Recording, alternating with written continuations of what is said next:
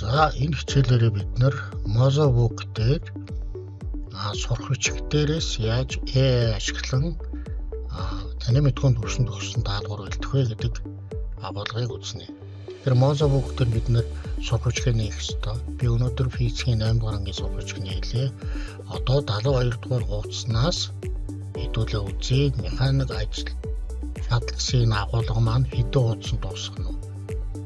Асгал даалгавартайгаа 78 хүртэл дуусгах нь гэдэг агуулгынхаа хуудасны тоог тодорхойлж гаргана. 72-оос 78. За ингээд Mozabook-ийн шидэт тохиор буюу AI дасгалын хуудас үүсгэхийн тохиорон дээр товшоод AI үүсгэх даалгаврыг ажиллах цэс гарч ирнэ. Тэр шалгалтын цэс байх уу, дадлагжих явцын үнэлгээ байх уу гэдгээ сонгоно. Хоёр дахь цэсэн дээрээс дасгалынхаа тоог сонгоно. За би 5 дасгалыг сонгоё.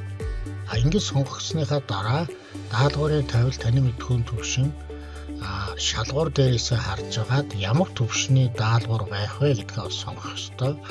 Энэ нь суур төвшний санах ухааны даалгавар байх юм уу, үндсэн ойлголтын даалгавар, хэрэгжүүлэх хэрэглээний даалгавар байх юм уу, эсвэл шинжлэгээ синтезийн даалгавар байх юм уу гэдгээ сонгоно гэсэн үг.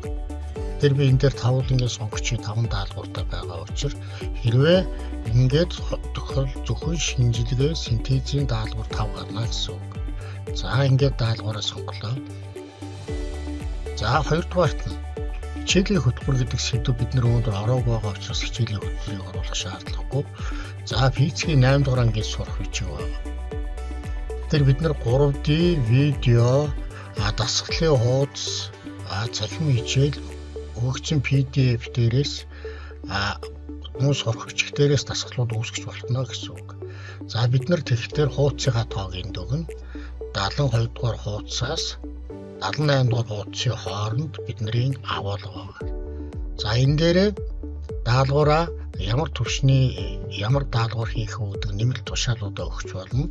Би энэ дээр таны мэдхүйн төвшин таарсан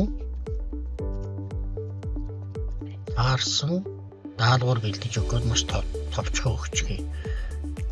Хэрвээ энэ дээр даалгаврынхаа тавил, даалгаврынхаа ойлгомжтой байх зүйлүүдийг тодорхой бичиж өгөх тусам даалгавар чинь тодорхой болж гарна гэсэн үг. За дараачийн бидний анхаарах зүйл маань энэ даалгаврууд маань ямар төрлийн даалгавар байх вэ гэдгээ бодох ёстой.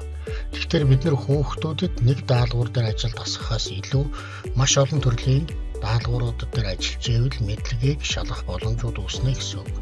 Тэр зөвхөн нэгийг сонгох даалгавар байх юм уу, өнөө худлыг шалгах даалгавар, олон сонголттой даалгавар, харгалзуулах, тест бүглэх, тестралд оруулах, дутуу гүйцэх, алдааг хаах, эссе гэх мэтээр тухайн судлах тухайны онцлог, дээрээс нь тухайн үзэж байгаа агуулгыг хүүхдүүдэд ямар төрлөөр нь шалгууд илүү үр дүнтэй вэ гэдгийг эндээс сонгож болно. За би нэг удаа яхих хасаад, за тест бүглэх, за тестралд оруулах, эсвэл дутуу гүйцэх гэдэг ингээд 5 төрлийн даалгаврыг би хийхээр команд өгч болно гэсэн үг. За ингээд AI үүсгэх даалгавраа өгье. Даалгаврын тавилаас шалтгаалаад, өгөгдлөөс шалтгаалаад энэ AI үүсгэх маань интернетийн хурднаас бас шалтгаална гэдгийг анхаараарай. За ингээд дасгалын хуудас маань үүслэе. За үүссэн дасгалын хуудсыг бид нар яах вэ гэхээр шалгаж ёстой. Захин AI дээр гарч байгаа даалгавар болгоныг бас зөв байх уу гэдэг дээр маш сайн шалгаарай. За нэгдүгээр даалгавар дөхөж бичих даалгавар. Энэ генет гэсэн даалгаврыг энэ өгнүүдийг нөхөж өчгнэ гэдэг та нар дээр харагдана гэсэн үг. За хэрвээ энэ даалгавар нэмэлт даалгавар хийхээр бол та нар энэ дээр копидад авч болно. Энэ даалгавар шаардлагагүй маа гэвэл устгах болно. Мөн энэ даалгаврын текст бичвэрийг засварлая гэх юм бол мөн энэ төвчин дээр товшоод засварлаж болно гэсэн үг. За хоёрдугаар даалгавар маань олон сонголттой даалгавар байх нь эндээс зөв 1, 2, 3 зөв тэгээд нэг нь буруу байх. Энийг багш нар бас салгаар. За дараагийнх нь бодлого бодож хоосон нүдийг нөхөөрөө гэж. Тэгэхээр хиймэл оюун ухаан дээр энэ дээр алдаа гарсан байх магадaltaй учраас бид нар энэ дээр засварлах товчийг дараад засаж болно гэсэн үг. одоо энэ өгөгдлүүдийг бид нар энэ өгөгдсөн метр секунд гэж байгаа энэ тэмдэглэгээнүүд энэ тооны өгөгдлүүдийг бид нар засч болно гэсэн үг.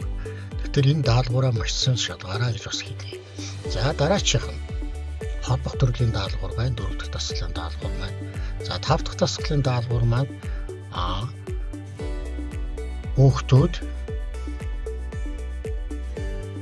дасгал даалгавар дээрээсээ бодолт хийх 50 кг-аас сурагч 10 м өндөрт барилгын шатар 20 секундэд гарчээ. Тэр энэ даалгавруудаа бас засах зүйлүүд байгаа шүү гэдгийг анхааруулж хэлье.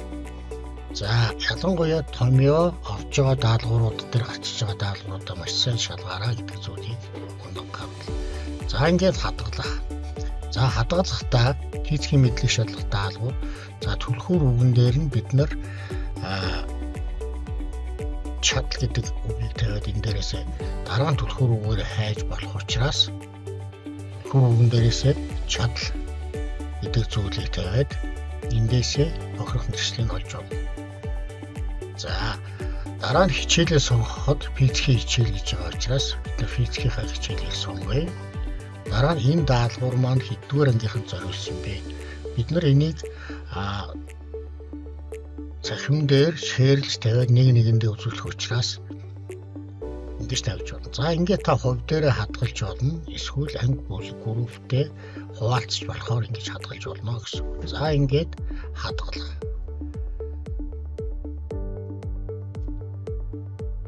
За ингээд даалгавар маань хадгалагдаад ингээд гараад ирлээ гэсэн үг.